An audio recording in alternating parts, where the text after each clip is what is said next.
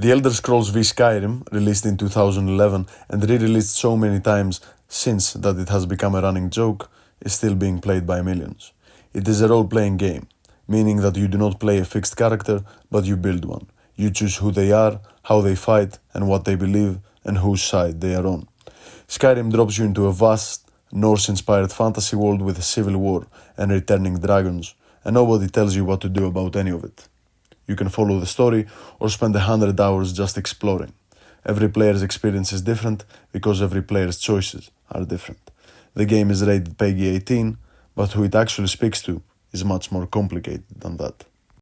The official target audience of Skyrim is emerging adults, males aged 18 to 25. In terms of development, this audience sits in what psychologist Jeffrey Arnett calls emerging adulthood, defined by 5 qualities: identity exploration, instability, self-focus, feelings of in-between, and a sense of possibility. But the honest reality is that Skyrim draws in younger players too. I know, because I was one of them, and when I first ventured into the world of Skyrim, I was only 11 years old.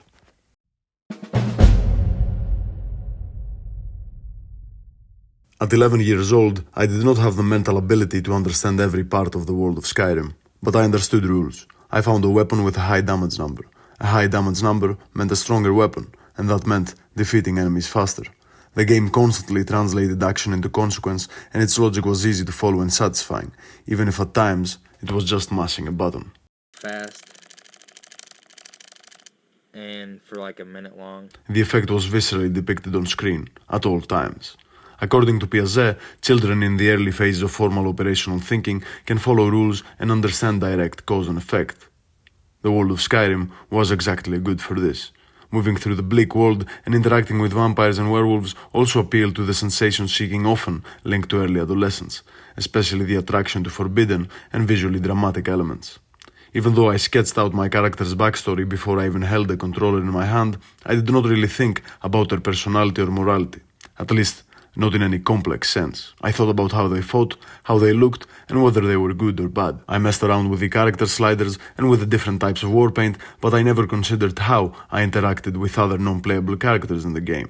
I explored identity through simple choices. While I may have been deeply invested in the world and fantasy, I did not fully grasp moral ambiguity, psychological contradiction, or relational complexity. Not for Skyrim, not for my own identity, for that matter. But years later, I replayed Skyrim as an adult. By then I had moved to a new country, changed jobs, and left behind familiar friends and homes, and I was still trying to find my footing at the university. I returned to the game partly out of nostalgia, expecting to recover a comforting memory, but what I found instead was that the game had not changed nearly as much as I had.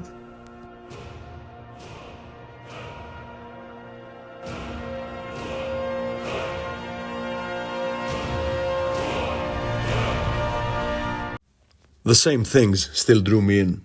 The fantasy world, the dark atmosphere, the freedom, and the sense of transformation, of stepping outside ordinary life. It's just that they no longer operated on me in such a direct way. I was not only interested in combat or how powerful my character could become, but I became aware of how closely the structure of a Skyrim playthrough resembles that of emerging adulthood itself. You begin with very little, no home, no stable status, and no fixed direction. The world feels open, but also overwhelming. Gradually, through repeated choices, you build a life. You accumulate skills, relationships, reputation, and possessions. Identity is not given in advance. It is assembled over time. What had once felt like a playground now also felt like a world. One of Skyrim's most distinctive features, which barely registered for me at 11, was the density of its written universe. The game is filled with books, histories, myths, and political and religious texts that reward attention rather than action.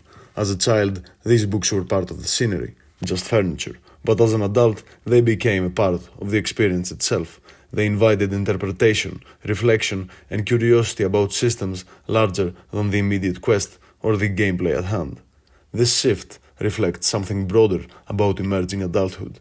At this stage, media is often valued less for immediate stimulation and more for its capacity to sustain long attention, deepen over time, and support ongoing identity work.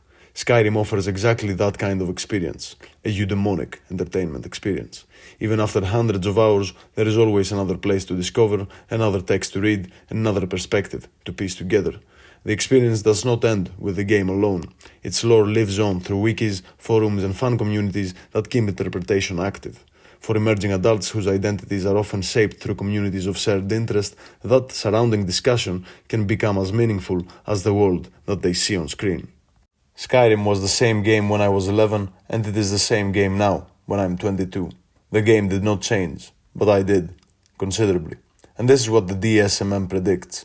Media effects are not built into content alone, but emerge from the interaction between content and the user's or player's dispositional traits, developmental stage, and social environment. These forms of susceptibility can therefore act not only as predictors of media choice, but also as moderators of cognitive response, shaping how the same content is interpreted and integrated into a person's developing sense of self, continuing the cycle of media choice and media effect. However, like all media products, Skyrim is not perfect. It often raises major moral and political stakes without letting them seriously reshape the world. The Civil War is the clearest example. You choose a side in a supposedly major conflict, yet the region barely changes beyond guards in different outfits. Civil War, same map, new colors. The same weakness appears in that repetitive quest design where too many missions reduce to go there, kill that, and bring this back. For younger players, that loop can still be rewarding, but for emerging adults, it dilutes the moral complexity and narrative depth the game seems to promise. Oh, you... No, hang on. I've just realised. What? I don't want to talk to you anymore.